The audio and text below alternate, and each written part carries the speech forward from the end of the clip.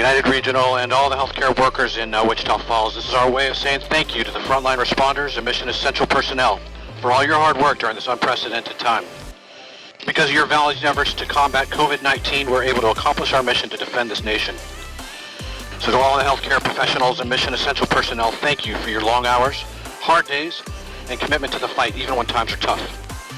You risk your own safety to ensure the well-being of others, and that shows you have the true heart of a warrior. Thank you for your continued efforts. We know this fight isn't over for a long time, so keep your head up and do what you do best. We're approaching Wichita Falls downtown, so Engine 1 over and out. We'll see you in a bit.